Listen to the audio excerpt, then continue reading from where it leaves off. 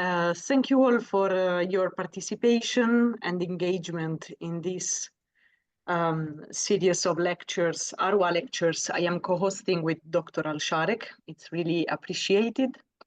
And I will introduce my colleague and friend, Dr. Lucas Proctor. Lucas is an environmental archaeologist and archaeobotanist who studies the social, economic, and environmental factors underlying agropastoral and land use practices in southwestern Asia.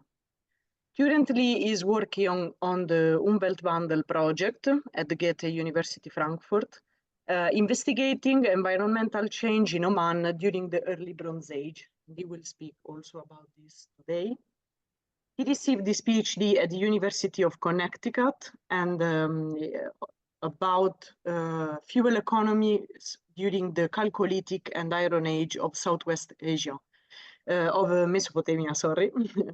And he works on several international collaborative excavations in Southwest Asia in general, and particularly in Oman, Turkey, Iraq, and the Caucasus. Let's extend a warm welcome to Dr. Proctor. And yes, please, Lucas. Good afternoon, everybody. Thank you to both Dr. Al-Sharek and Dr. Majorano for inviting me to speak today. So in this presentation, I'd like to tackle two main topics. The first is to present the importance and potential of archaeobotanical studies of fuel use in central Oman. And the second is then to present 3 case studies where I've examined fuel remnants and other charred plant materials from 3 sites in central Oman, and what it can tell us about the environment, about people's lives, and about technological developments during both the Neolithic and the early Bronze Age. So this, like Pia said, is part of my work on the Umweltwandel project. This is a collaboration between 6 researchers at various German universities, examining the role of the environment in understanding early Bronze Age inhabitation of central Oman, with a focus on the site of Al-Kashba. This project integrates a variety of natural science disciplines within the framework of this archaeological research, so that we can gain new insights into paleoclimate change, into vegetation dynamics, and how people adapted to their environments.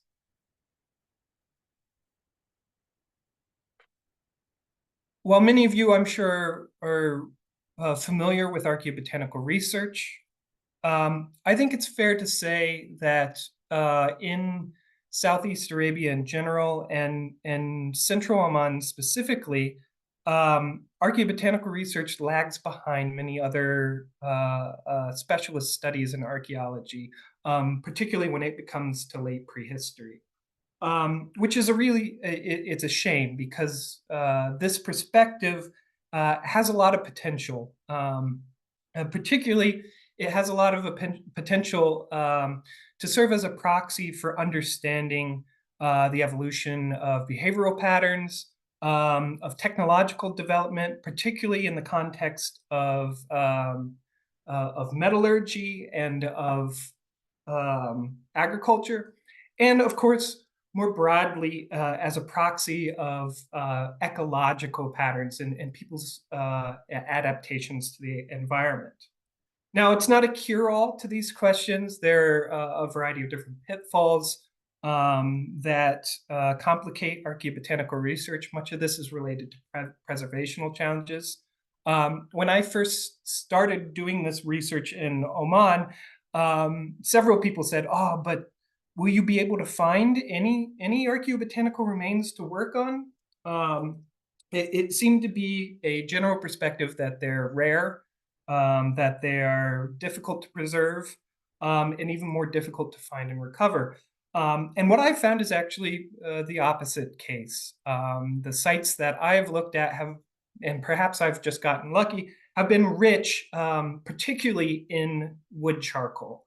And so that's what I'd like to focus on in detail today, is the wood charcoal from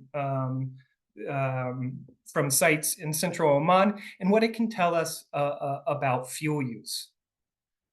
So archaeobotanists study fuel use in order to understand a variety of different things. So resource management, how people collect wood resources, how they burn them, what they use them for. It's useful for understanding pyrotechnology. If you want to understand the chaîne apertoire of metallurgy, for example, of smelting, melting, these sorts of things, it can be useful to know that. But the big, really important and valuable thing that fuel can tell us is about vegetation. So there's this debate within anthropologists, those people who study wood charcoal, about how you interpret fuel assemblages. And if you assume people are collecting fuel in proportion to what's available in the environment, it serves as a really good proxy for the woody vegetation. But increasingly, people are beginning to question this and starting to consider other factors that may be affecting fuel selection, rather than simply the availability of different species. And I'd like to argue that fuel choice is, it's a multi-causal, it's a coherent, and it's a flexible decision-making strategy that is still broadly relevant and useful for that paleo-ecological reconstruction, but also, depending on the context we select and the questions that we ask of it, can be useful for a variety of other topics. So real quickly, just talking about in terms of methodology for how to study charcoal assemblages, this involves sort of two broad factors. The first is taxonomic identification of charcoal and quantification, right? So identifying what species they belong to, how many counts you have from given features, and then you can apply that to contextual analysis, stratigraphic analysis, regional comparative analyses, these sorts of things. And then the other side of that is dendrological analyses, where you look at aspects of the wood itself and what it can potentially tell you about the history of its collection, its burning, and its post-depositional taphonomy.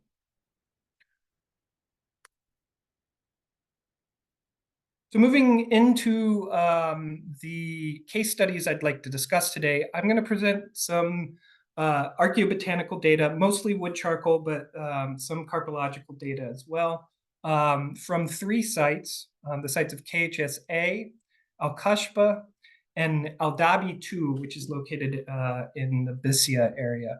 KHSA dates to the Neolithic, while the other two sites are Bronze Age sites. Now, why do we care about central Oman, and specifically this area that we might call the southern Hajar Piedmont? So this area south of the Hajar Mountains, where you have a variety of wadi beds draining into the sort of central gravel deserts of inland Oman. And this area is archaeologically and environmentally interesting. It's very arid, it receives little rainfall, and yet it can receive considerable groundwater discharge from the Hajar Mountains.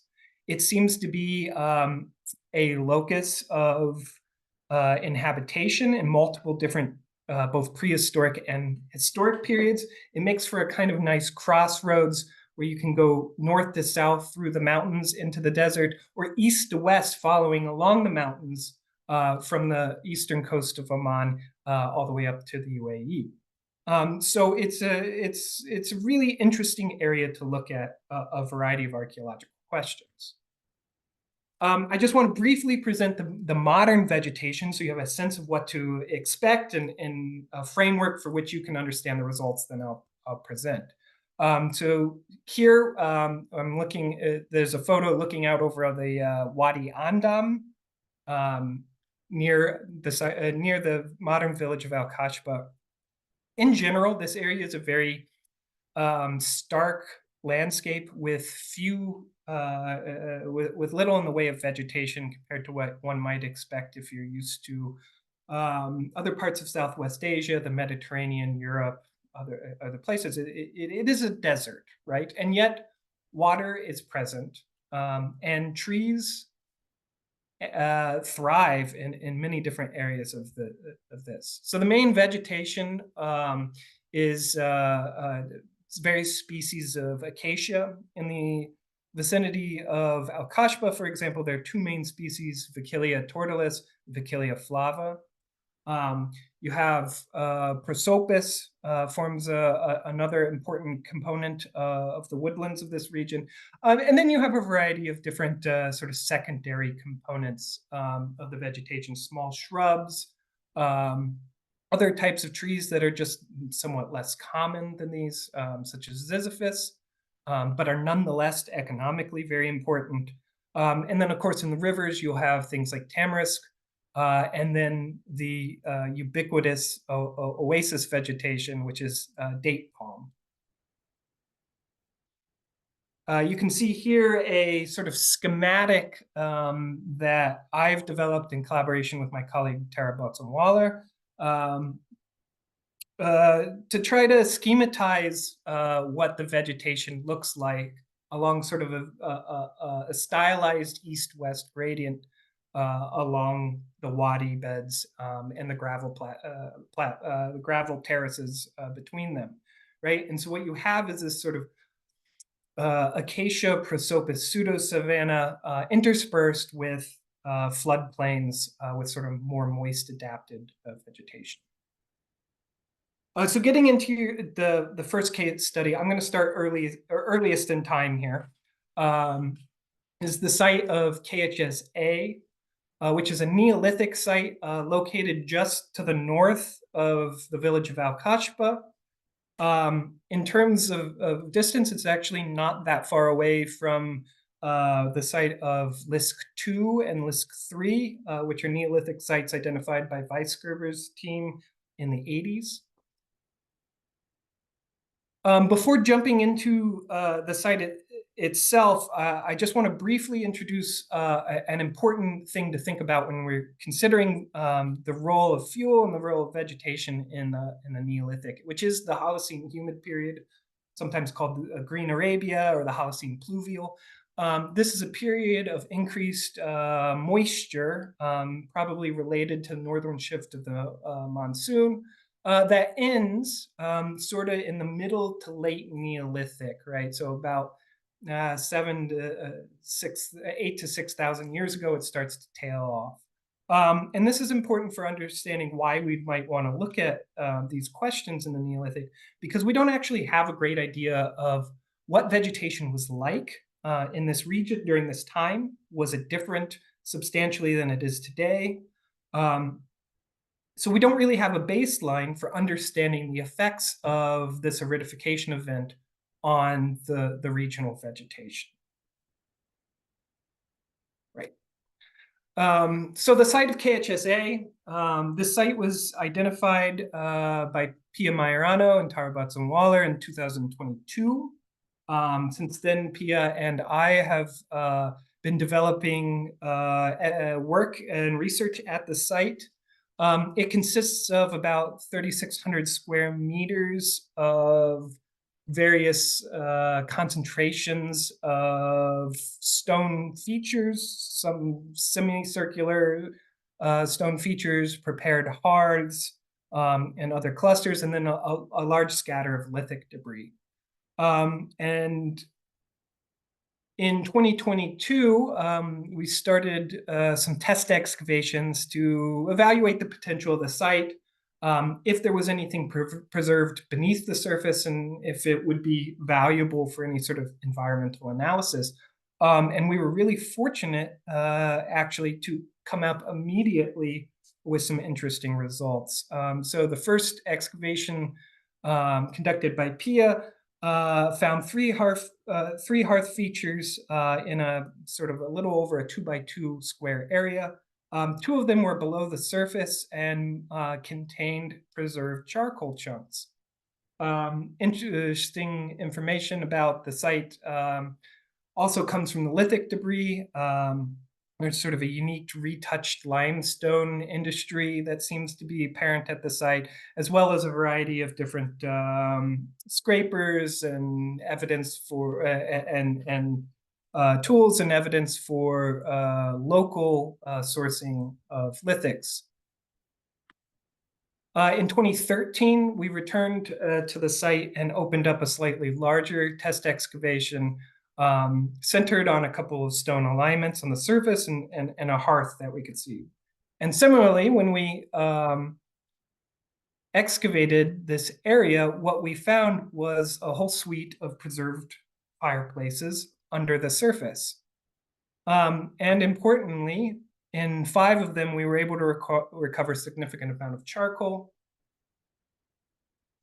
In addition to the charcoal, we found evidence for post holes, grinding stones, a tethering stone, as well as a variety of sort of your classic Neolithic artifacts, beads, shell, worked shell, things like this,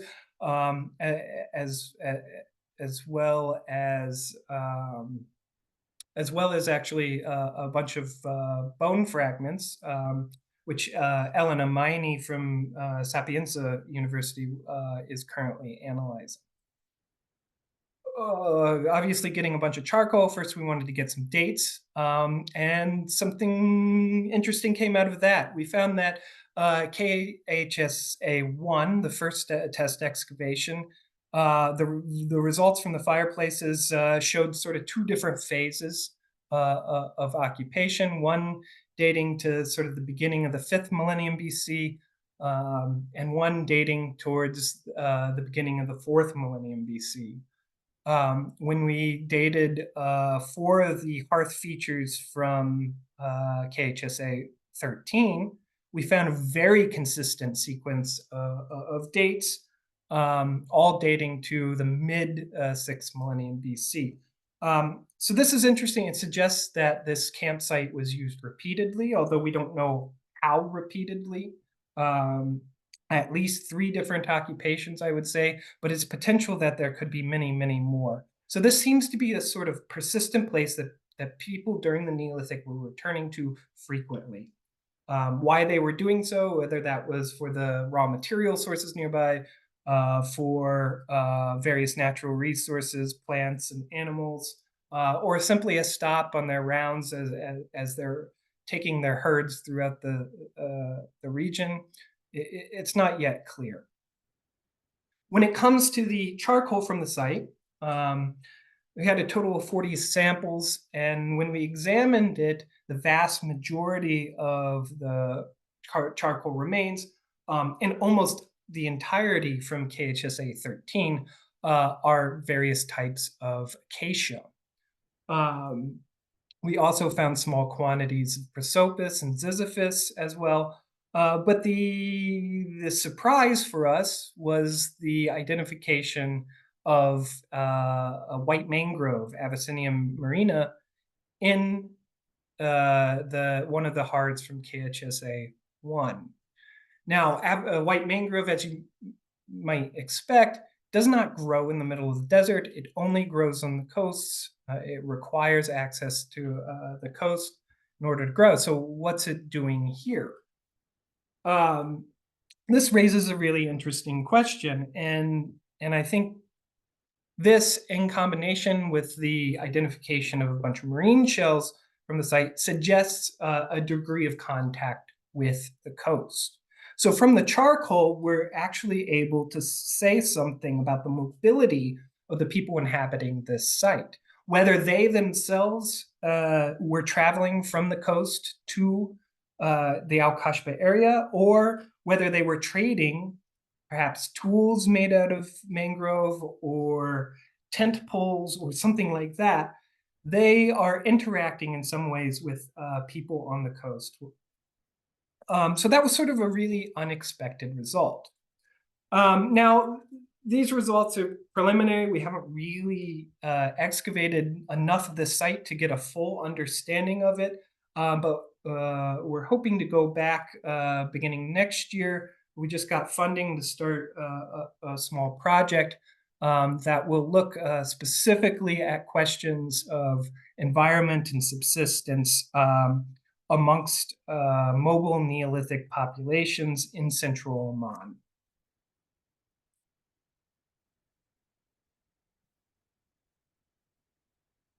Next, I'd like to move just a little further in time to the Hethite period and consider some of the earliest evidence for copper production on the Oman Peninsula, which comes from the Bronze Age occupation at Al-Kashfa. And specifically, I want to discuss the fuel remnants from Building 5. So the site of Al-Kashfa, located in the vicinity of the modern village and oasis of Al-Kashfa, consists of a cluster of Hafit and Umayyad period, so-called tower structures, as well as hundreds of burials and tombs that date to a similar period, and a smaller Islamic period occupation nearby. The site was identified initially by Weisgerber. It was surveyed again by Nasser al-Jawari. And then beginning in 2015, it was intensively surveyed and excavated by my colleagues Konrad Schmidt and Stephanie Doper from the University of Tübingen. And in particular, they spent considerable time excavating two buildings dating to the Hafit period, Building 1, shown there on the left, and Building 5 on the right.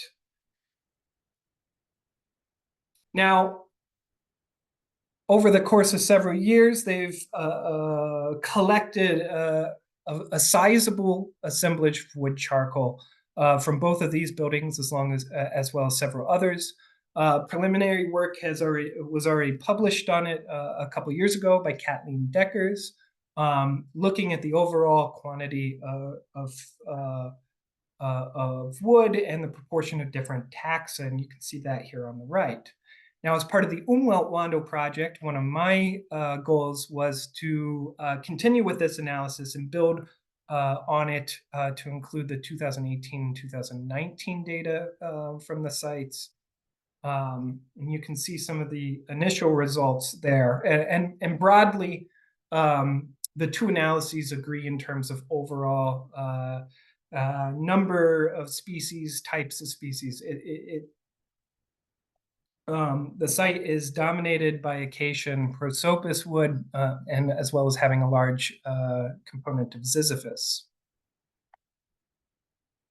But I came at this really interested in trying to say more about fuel use, and specifically the fuel use associated with copper production at the site. Building 5 has some of the earliest dated evidence for copper production in the entire Arabian Peninsula. And so I wanted to understand what choices people were making with regard to fuel harvesting, if they were making choices about it, related to copper production. Fuel obviously is very central to our understanding of pyrotechnology, right? It's technology that requires the burning of fuels. It requires fire. And metallurgy in particular requires a large amount of fuel.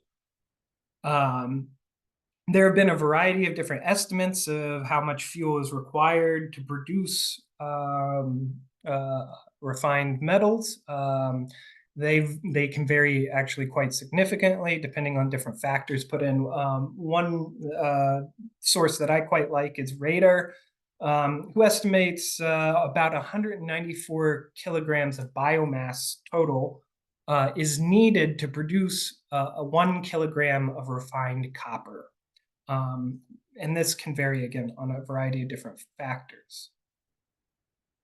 In Oman, people have also been interested in this question for a long time. So the Bochum Mining Museum team, led by Weisgerber, conducted excavations at Al-Muaysar and several other sites looking at early copper production. And as part of that, several of the researchers actually took some time to try to estimate the amount of fuel required to produce that copper, and whether or not the environment could understand it. And this is actually a really challenging thing to do. So one of the weaknesses of wood charcoal analysis is it does not give you an indication of the density of vegetation. Even if it can tell you broadly what types of trees were present, it can't tell you really how much there was there.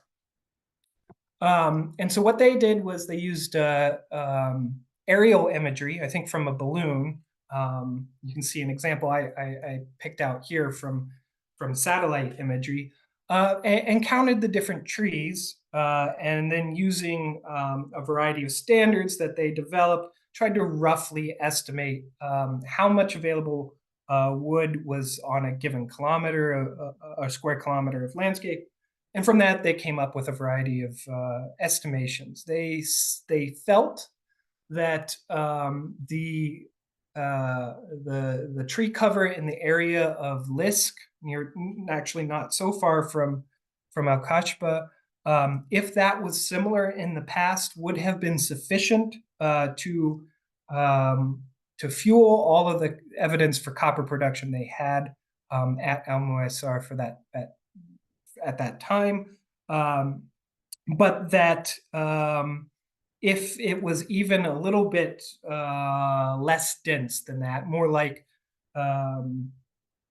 the acacia woodlands that we see in the region today, that they could quickly overtax the local environment and deplete it of wood resources.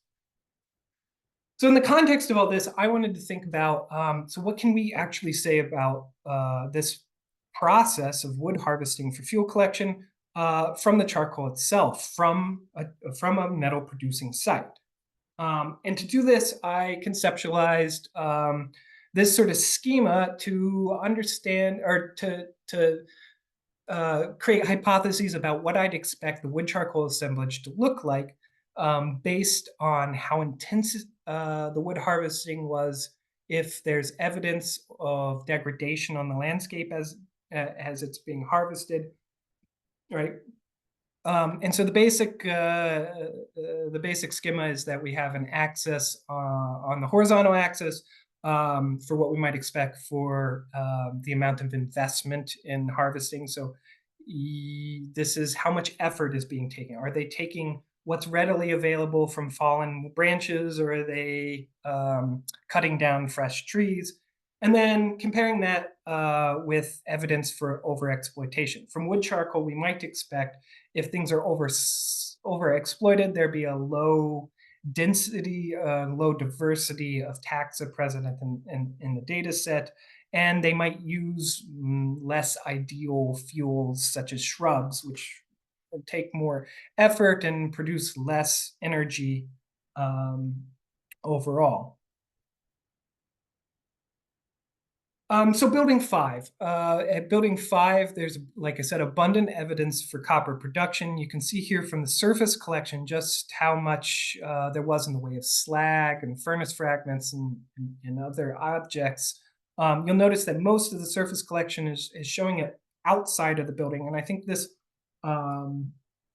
is important to understand, because when we come to look at inside of the building, what we're really looking at is debris from these production activities rather than the activities themselves. There's no in situ furnaces or other pyrotechnic features inside of the structure. They're probably locating those outside of the structure. And this is obvious, right? It's a pretty unpleasant task to smelt metals, creates lots of noxious gases. And in fact, you can increase the efficiency of furnaces by putting them in a place where they have access to wind. So you might want to put them on a ridge, such as what's present just beside the building. When we look at the actual excavations, we still see a lot of evidence for copper production, a lot of furnace fragments, a lot of slag. You can see it's clustered sort of in the interior of the building, and present along with that was a large quantity of charcoal.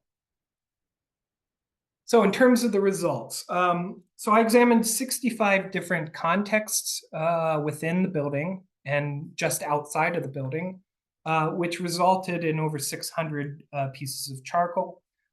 The taxonomic makeup of this is broadly in proportion with what we've seen from the Al-Kashba site as a whole, and what's generally available on the landscape, which is a large quantity of acacia, some presence of prosopis, and also commonly occurring ziziphus. And I would say that the composition at the site is slightly favors ziziphus compared to what's available on the landscape today. Now, what does that mean? Does that mean they were preferably harvesting ziziphus, or does that mean that ziziphus supplies have been exhausted since then? We can't really say from this data alone. I also looked at various dendrological features because I wanted to understand this aspect of and the intensity of wood harvesting. So one thing that I looked at to evaluate this it was evidence for rotten or damaged wood. So insect damage or the presence of fungal hyphae, which suggests that the wood's decomposing. And what I found was in both ziziphus and acacia fragments from Building 5, there was a very low proportion of either of these features, suggesting that broadly the wood that was being burnt was fresh or seasoned, and potentially means that it was being cut intentionally for fuel use rather than simply collecting what was readily available. And just to give you a sense of how this might look in a different situation, I include on the right just a comparison with another analysis that I did at the site of Ziyaret Tepe in Turkey, where you see actually a strong decline in the presence of fungal hyphae from a less intensive period of occupation at the site during the Bronze Age compared to an intensive period that occurred with the Neo-Assyrian Empire, right? So you can see this real decline as suddenly they're more intensively harvesting fuel. Similarly, we can look at vitrification degree. So the wood will sometimes show evidence of vitrification. It'll become very shiny and degraded. Various researchers have suggested what this may mean. It's been suggested that this is the burning of green wood where there's more water available, and that sort of changes the structure of it. It also may represent heartwood, so simply the older pieces of the wood. Again, in this, we didn't find all that much in terms of interesting results from the Al-Kashba data set. There does seem to be a bit more vitrification from the acacias in the later phase of the Building 5 site, but overall, it's mostly unvitrified wood. And again, we can contrast this with some data I have from northern Mesopotamia. So from a Chalcolithic site that I worked on in Syria, when I looked at hearth features versus pyrotechnic features, probably pottery kilns, we saw actually a very strong difference in the presence of vitrification degree. And we hypothesized actually that it's the higher temperature of burning in that situation that produced that. So that doesn't seem to be the case at Al-Kashba in Building 5, where we'd expect very high temperatures from from copper production. So we're left with a bit of a question mark here. Another aspect that we looked at was then ring curvature estimates. So you can sort of estimate the size of the branch that the charcoal fragment came from based on if it has rings, how strongly they curve, and if they don't have rings, how the angle at which the ray cells in the wood diverge. And we looked at this for both acacia and ziziphus. Acacia shows a very clear pattern through time, I think, showing that large branches were preferred earlier in the stratigraphic sequence at building 5 compared to the late sequence, where we see a little bit more of a shift towards smaller branches. There's a higher proportion of pieces with medium and strongly curved ring elements. And this might suggest maybe some degree of overexploitation, right? So if they've used up all of the really old trees with large branches, they may be increasingly relying on smaller branches. Now, when we looked at the ziziphus, unfortunately, we found that there seems to be an issue potentially with the method. Almost all of the fragments examined from ziziphus showed weakly curving rings. And I think this has to do with the anatomical structure of ziziphus itself. So I have to go back and reevaluate that data set, because it doesn't seem, you wouldn't expect to see this pattern in any case, even with the biggest branches, because there should still be small, strongly curved pieces, as you can see by the figure at the top, right? You still expect those to be present in a large branch.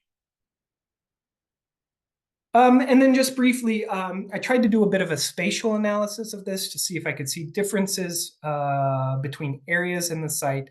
And there does seem to be maybe something of a preference for ziziphus at the sort of very western edge of this, the very eastern edge of the building. When I looked at this in comparison with the pyrotechnic debris, it didn't seem to me that there was a clear pattern. So it's possible that there could be activities in this area of the building that they might have had a preference vaguely for ziziphus, as compared to the center of the building, where there may be a preference for acacia. But it's not yet clear why, and if that's a real pattern or simply some fluke of the data set. So just to sum up the study of the fuel remnants from building 5, the charcoal assemblage was dominated by acacia and ziziphus. There's some evidence to suggest maybe a preference for ziziphus if we assume that the relative composition of ziziphus was similar in the past as it is today, although we can't necessarily prove that. And interestingly, you'll notice that we have not mentioned the species Myrua at all through this. It's been almost absent from all of the data sets I've looked at. And yet it is today a relatively common tree species growing in the area. And it's unclear to me why that is. And unfortunately, with no evidence of something, you can't really say much about. So to sort of pull all this together, what I'd argue is the case for the fuel remains at building 5 is that overall it shows intensive use of woody resources at the site, but not yet any evidence for overexploitation. This might be simply because the site dates to the Hafid period, right? And that that they are largely using an underexploited landscape, right? They haven't had to deal with the same exploitation pressures that you might expect from an Oman site or from an Iron Age site, right? Where there's already a history of exploitation. So there's not really evidence that the vegetation has been overexploited. But as we continue to build this data set and look into later time periods from the region, this situation may change. So the final case study that I'd briefly like to talk about is to switch a little bit away from the fuel question, although we're still going to be looking at fuel remnants, to consider early cultivation in the region during the Hafid and Umayyad periods. And to do this, I'll present some of the data still from Al-Kashfa, but then I'll also briefly discuss some of the new work that I'm working on from the site of Al-Dabi II in Bissia in collaboration with the French Archaeological mission there. Before jumping into that, I just want to give just a brief overview of how we talk about cultivation in Arabia. Much of the research and understanding the emergence of agriculture in the region centers on understanding the domestication and spread of date palms, as well as the appearance of cereal grains. And bound up within this is understanding the development of oases, right? These very important features of the cultural landscape, where much of the crop production in the region, even today, is done. So the earliest date identified has been mostly at sites along the coast in the UAE. So, for example, the site of Dalma, I think, has the earliest example of date from the region. Increasingly, researchers are using very sophisticated archaeological science approaches to study this. Some questions in morphometrics, understanding the size and shape of these date stones, and looking at questions of DNA. Some researchers, in fact, have identified that there are wild progenitors of date palm still present in Oman today. That is a very, I think, an interesting and an important discovery. It's probable that date was domesticated multiple times in multiple locations. So there's early evidence for date cultivation in Mesopotamia and Iran, for example, that probably predate this. But one thing that is not clear is if people in Southeast Arabia independently domesticated date or if it's spread.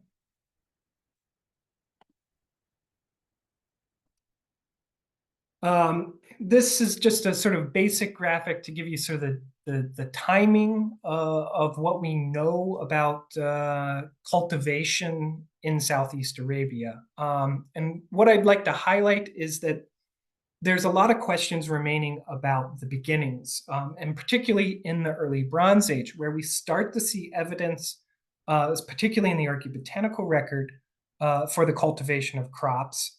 But we don't yet see sort of a fully developed oasis agroforestry system until the Iron Age, when we really start to see aspects of fortified settlements, protecting oases, water management features to bring water for them, and then, of course, the crops.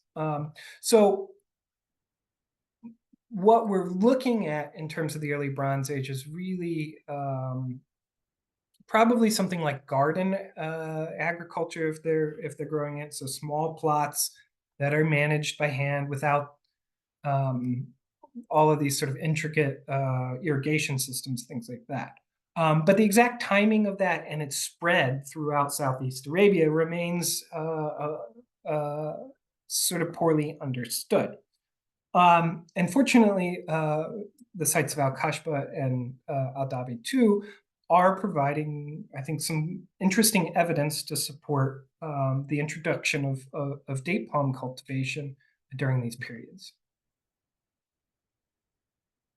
So at Al-Kashba, from these Hafid period excavations, there is a small quantity of evidence, both from the wood charcoal and from seeds, in favor of at least the utilization of date palm, if not the cultivation of it. The question is, of course, whether this is domesticated or wild. But you can see at the top, the previous study by Deckers, and then my work at the bottom right here, where we found sort of low percentages, less than 5% per phase of date palm wood, especially the petiole, but also stem wood present at both building 1 and building 5. And Deckers also looked at some Umanar period context from the site of Bat, and also found small quantities of date palm there. At Al-Kashba, we've also found some evidence for cereal crops at building 5, in fact. There's, in examining several of the flotation samples, we've been able to find and identify barley at the site, as well as some pieces or some fragments of wheat. It's unclear to me, however, whether these are actually being cultivated at the site. What you would expect to find, and what I'm used to finding when I look at samples from Mesopotamia, is abundant evidence for crop processing debris. Parts of the rachies, of the stem, of the clume, all these fragments from the rest of the cereal crop, which get processed off when you prepare the grain, and are typically burned as a fuel, at least in northern Mesopotamia. And what we have is we have no evidence for that at the site.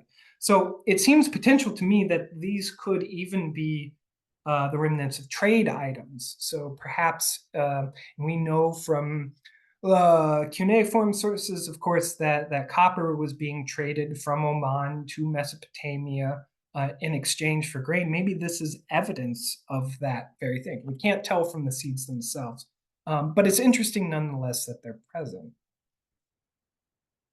So in the last 5 to 10 minutes I've got, I just want to briefly introduce the work that I've started doing on samples from the site of Al-Dabi II in the region of Bissia, in collaboration with Mathilde Jean and Martin Servage and the French Archaeological Mission in central Oman. So the site is an Umanar tower with associated potentially domestic architecture to the south of it, located just to the west of the Wadi Bahla. And excavations there over the last 5 years are finding some, I think, some pretty spectacular archaeobotanical remains. So like I said, this analysis is in its first early stages of 46 samples. I've only had a chance to analyze 6 of them so far. About 200 pieces of charcoal, though. The charcoal preservation at this site is really incredible. There's an enormous amount of charcoal that was recovered in a very short amount of time and relatively small exposures. And what we see there is actually, compared to Al-Kashba, quite a bit higher portion of date palm. And while I've only analyzed a small amount of this assemblage, I have looked at, done an assessment of the remaining samples, and it's abundant there too. So this seems to be a consistent feature. Looking at some of these more domestic contexts, we see actually many elements of date palms present, both date stones, date wood coming from the petioles and the stem, and some possible fragments of of date rootlets, maybe, coming from throughout this. So then the question is, what's the timing of this this data? I think the fact that it's coming from a variety of different contexts, they seem to be well secure in terms of their stratigraphy, and their association with what looks like it could be some sort of domestic architecture, potentially. I think this is very good evidence for cultivation. When we look at all the different contexts that have palm tree and then those that were carbon dated, we can place this sort of at the middle to late Umanar period. So if we want to say that certainly by this time, I think at Al-Dabi too, we have pretty good evidence for the cultivation of date palm. But that's not it. We also, again, have cereal grains. So inside of the tower, actually, there's this pit feature you can see on the bottom left, where we were able to find both barley and wheat, as well as some fragments of Sisyphus stone. And when we carbon dated them, we got back dates that are sort of more on the early Umanar period. So now from the two sites, we have evidence stretching from all the way from the Hafid period to really an abundance of evidence by the middle and late Umanar period. So there seems to be this ramping up of cultivation during this time. So to pull that all together, I think, and again, this is really preliminary, that there's very strong archaeobotanical evidence for local cultivation of date and potentially cereals, certainly at Al-Dabi too, but potentially even at Al-Kashfa.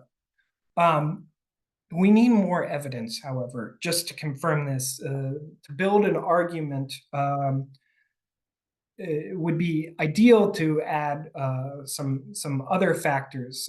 So one of the things that I can work on is a morphometric analysis of the date palm stones and see if they're consistent with domesticated or wild varieties of date. We need to look for evidence of crop processing activities, whether that comes from the archaeobotanical remains or from artifactual analysis, potentially from phytolith analysis, or something like that. In order to argue for cultivation, I think we need to find more evidence of the processing of these crops than we currently have. It's not enough to have the cereal grains themselves, because they could be arriving through trade or other factors. And then finally, it would be useful to identify the locations of cultivation, in particular if we can identify garden soils. And I'm working with my colleagues Donna Pish and Tara Botson-Waller to do just this at both of these sites, to see if we can find evidence for garden soils or some sort of anthropogenic modification of sediments that might make agriculture more feasible. Now, all of this is still in progress research, so stay tuned. We'll hopefully have some results for you in the coming year or two. So just to wrap up, I want to zoom out real quick and just consider vegetation more broadly. The data presented here gives us now sort of a nice sequence of wood charcoal over time. And what we see is in some ways a lot of consistency. Sisyphus and acacia continue to make up sort of the vast majority of these data sets through time. But we see some sort of unique aspects to this as well. In particular, the Neolithic data that we have really skews towards acacia. And I'm not yet sure what that means, if that represents a real difference, or if that's a fluke of the context we have. But I think importantly, one difference we can see is when we compare the Hafid period data. I obviously don't have the Oman data in here yet, since the work at BISIA is just getting started. But if we compare the Hafid period data to data from the late Islamic period, which I've been working on in collaboration with Stephanie Doper and Irene Bietzeveld of the Lost Cities projects, we can really see the difference in scale of the use of date from the Bronze Age to what we would consider sort of a modern oasis, right? So there's a vastly greater proportion of date palm present at an oasis settlement, such as the site of Sifrat al-Kashba, which is located near the Bronze Age site of al-Kashba, where people were relying on the oasis, not just for food, but also for fuel. And they, of course, they regularly burn dead trees and whatnot as part of the agricultural practices in an oasis. So even from this sort of incomplete data set, we can already say that the cultivation of dates in the Bronze Age was and must have been different than in later periods. And this may speak to ideas such as I think it was Charbonnier who wrote a paper on how we conceptualize early date cultivation and the question of an oasis, that this isn't really a true oasis we're talking about, but rather maybe something more like a garden where you see many elements of oasis cultivation. And then just to end things, some future prospects for this research. I'm finishing up the work on the Bronze Age material from al-Kashba, and we'll be transitioning to work fully on the BISIA material. Pia and I have also secured funding to explore the KHSA site in coming years. So we hope to really be able to expand our understanding of fuel use and subsistence amongst mobile Neolithic communities in the inland in the future. And then broadly, I just wanted to quickly point out a couple of areas for further work more broadly in this question of fuel. One thing that really hasn't been touched on in the region is the production of charcoal. Now, this is really critical for metallurgy. In order to achieve the high temperatures required and the correct reducing environment, you really need to produce charcoal first before you put it into the furnace. You can't burn like a wood that you've straight cut down. But there's not, as far as I know, many, if any, sites in the southern Arabian Peninsula where we have direct evidence for charcoal production. So identifying those kind of sites could give us really a better insight into fuel management strategies and fuel economy in the region. I'd like to see the archaeobotanical work in the region expand to include more phytolith research. There are several studies that have attempted to do this, but particularly as we're lacking in evidence for crop processing debris and things like that, it may be useful to bring in other modes of analysis from archaeobotanical research to sort of fill in these gaps. And then finally, of course, it's always dependent on what you can find, but we really need to expand into Paleolithic and early Neolithic sites, looking for charcoal, which we can examine from those.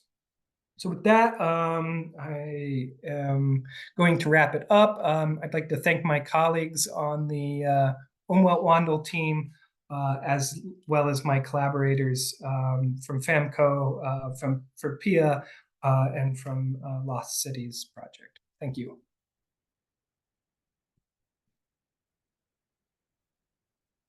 Thank you very much, Lucas, for the amazing and comprehensive presentation. It really was, and the extremely nice graphics. I'm always happy to watch your presentations. The floor is open for Q&A session.